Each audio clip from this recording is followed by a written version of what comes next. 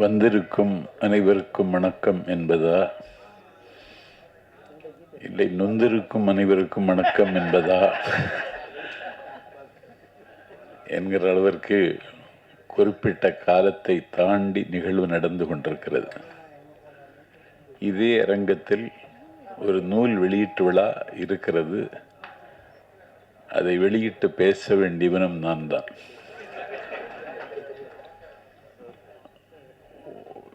பேரரசு அவர்கள்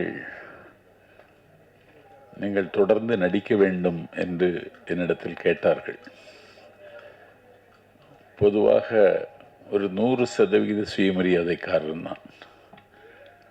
யாரிடத்திலும் எதற்காகவும் நான் போய் யாருடைய வாசலிலும் நின்றதில்லை.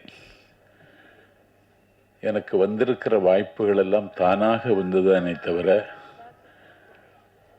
நானாக கேட்டு பெற்றதில்லை. ஆனால் சினிமா எனக்கு புதியதுதான். ஒரு சினிமா ஒரு மிகப்பெரிய தாக்கத்தையும் வீச்சையும் ஏற்படுத்த முடியும் என்பதை நான் மாணவனாக இருக்கும் பொழுதே நான் உணர்ந்திருக்கிறேன்.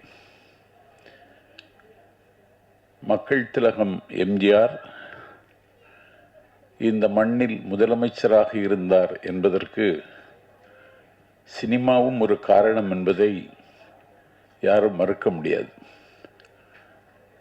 கலையும் இலக்கியமும் மக்களுக்காக என்றான் மாயோகோஸ்கி. ஆகவே கலையும் இலக்கியமும் மக்களுக்காகவே இருக்க வேண்டும். அறிஞர் பெருந்தகை அண்ணா அவர்கள்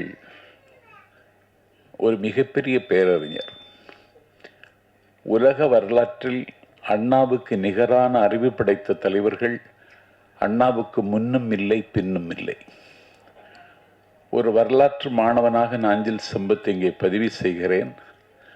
அந்த அண்ணா இந்த கலை உலகத்திற்கு என்ன செல்வாக்கு இருக்கும்படி சரியாக உள்வாங்கிக் கொண்டார்.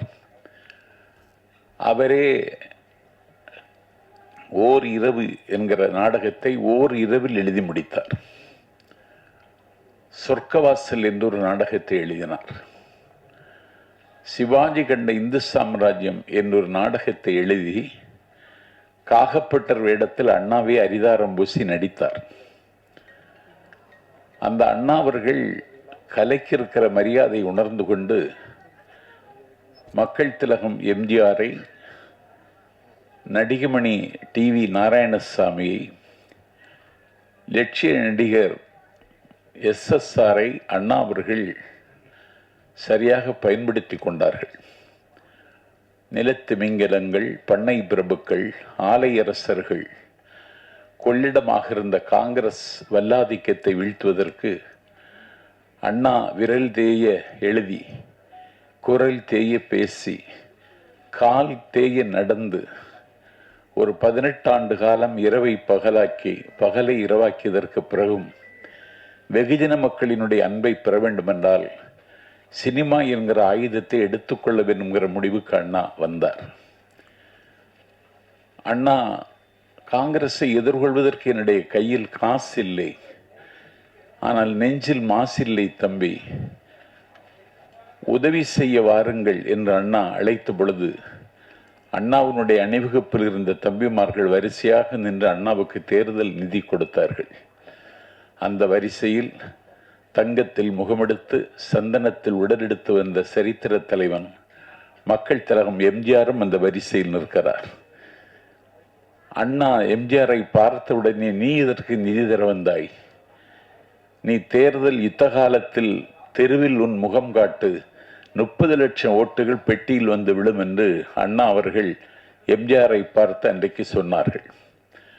ஆகவே சினிமாவுக்கும் தமிழ்நாட்டுக்கும் இருக்கிற உறவு என்பது வானத்துக்கும் சிறகுக்குமான உறவு. அந்த உறவு காலந்தோறும் யாராவது ஒருவர் புதுப்பித்து கொண்டே வருகிறார். அந்த வகையில்தான் தளபதி விஜய் இன்றைக்கு அந்த இடத்தை எட்டியிருக்கிறார். அந்த இயக்கத்தில் ஒரு கேம்பெயின் செக்ரட்டரி என்கிற பொறுப்பு ஏற்றிருக்கிற நான் கொஞ்சம் பரபரப்பு, டைட் ஷெடியூல் என்பார்கள். ராம்தேவ் என்னை ஒரு சூரிய உதயத்தில் அழைத்தார். ஒரு சினிமாவில் நீங்கள் நடிக்க வேண்டும் என்று. என்ன கதை என்று கேட்டேன். கொஞ்சம் அரசியல் சார்ந்தது தான் என்றார். பார்த்தால் இதில் அரசியல் நெடி, அரசியல் நையாண்டி, அரசியல் காமெடி தொடர்ந்து இந்த படத்தில் அணிவகுத்து வருகிறது.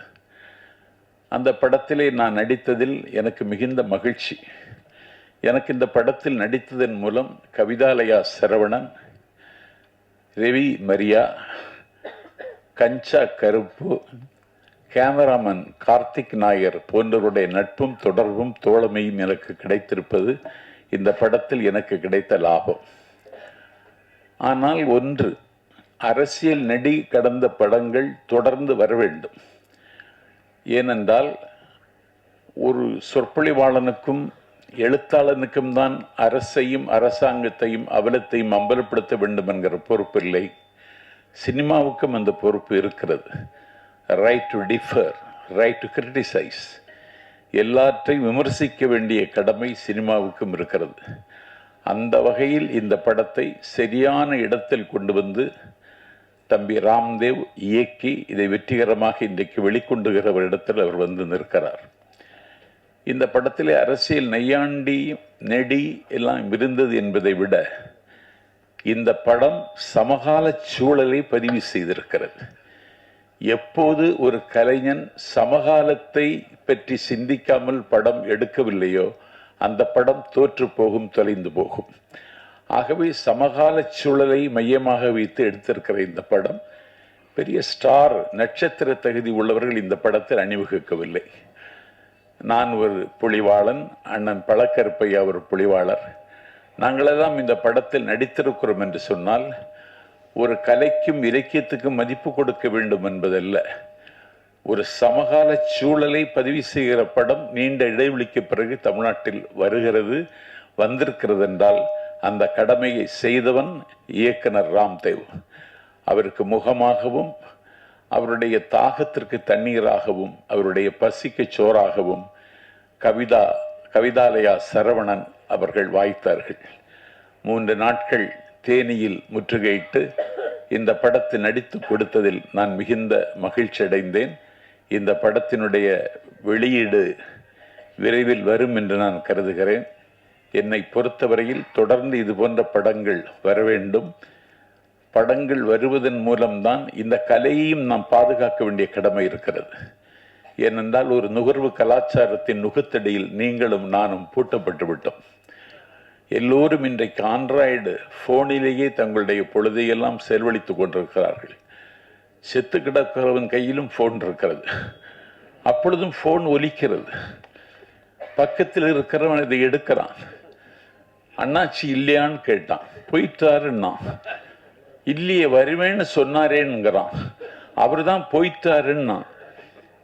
திருப்பி எப்போ வருவாருன்னு கேட்டான். வர முடியாத ஊருக்கு போயிருக்கிறார், இனிமேல் வரமாட்டார்னு சொன்னவரும் விட மாட்டேங்கிறான்.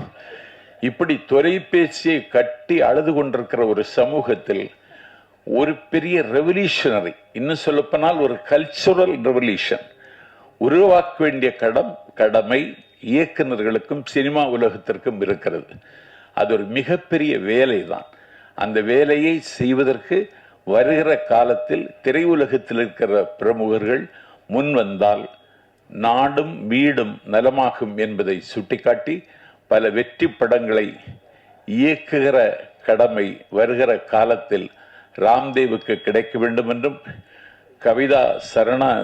கவிதாலயா சரவணன் அவரை கைவிட்டுவிடக்கூடாது என்றும் கேட்டு இந்த படம் வெற்றி பெற என்னுடைய வாழ்த்தை தெரிவித்து விடைபெறுகிறேன். நன்றி, வணக்கம்.